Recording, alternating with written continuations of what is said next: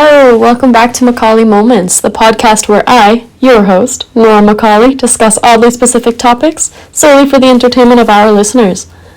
Before we begin, I would like to acknowledge that this podcast is currently being recorded upon the unceded traditional territory of the Tk'emlúps te Secwépemc within Secwepemc. We are incredibly grateful to have the freedom to live, work, and play upon these sacred lands. Alright. Make sure you tune into our previous episode where we dissect the reasoning behind the association of Dalmatians and fire trucks. And without further ado, today's topic, throat singer Tanya Tagaq. What is throat singing, and how does it relate to modern music? So, what is throat singing?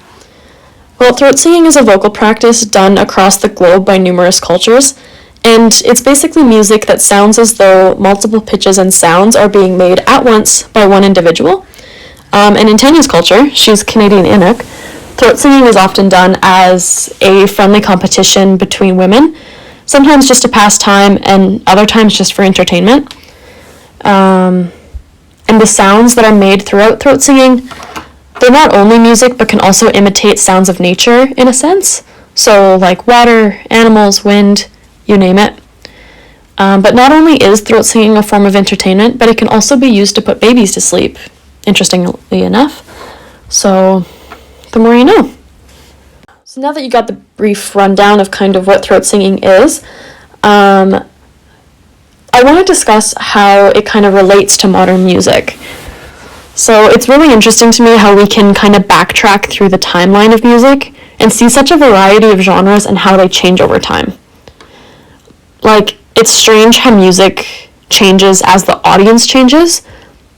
But why do audiences change with time? Do you know what I mean? Like, trends maybe? Sure. Obviously, different genres kind of attract different communities, and one's environment would obviously influence how they analyze music, right? But how does this connect with throat singing? Being one of the oldest forms of music, there's bound to be trends that we can see carried across genres, including throat singing. For example, the production of multiple notes at once is a skill used in both throat singing and in modern music that we could observe, but the practice in modern music is just called overtone singing. Contrastingly though, throat singing displays nature in the form of sounds, whereas if you listen to modern day music, we use words to kind of express our feelings and emotions, and we do that with varying rhythms.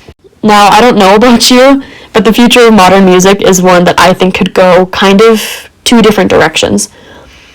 It could either proceed to speed up in pace and really become more of like a beat-based sound, which is kind of the direction I think we're going in, or it could kind of slow down over time and become more artistic and analytical. And I actually think I'd prefer to see it go that way, if that makes sense.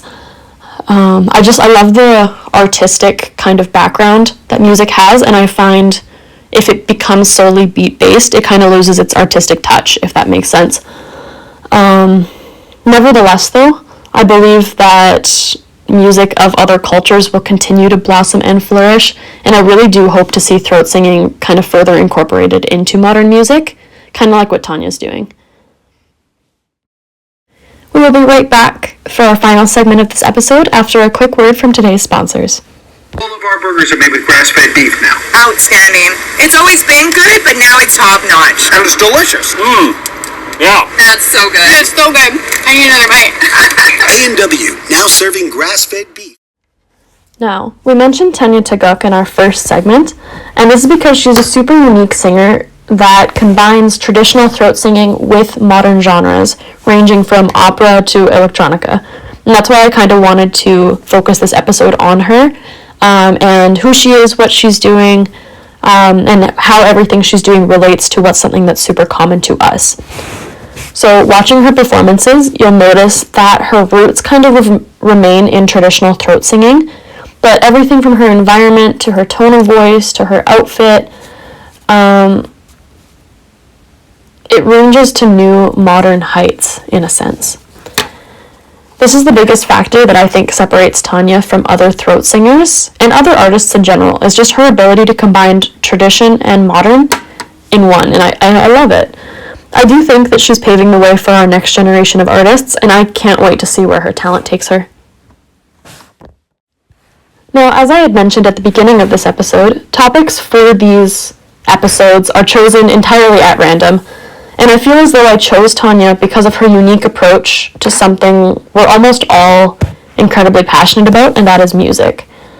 I do hope that she continues to get the recognition that she deserves, because she is an incredibly bold and talented artist, and she's really doing something new that I haven't seen before. Thank you all so much for tuning into another episode of Macaulay Moments, and special shout out to A&W for sponsoring this episode. Make sure you tune in next week for our in-depth breakdown of the relationship between Cleopatra and Julius Caesar. Thanks, guys. Bye.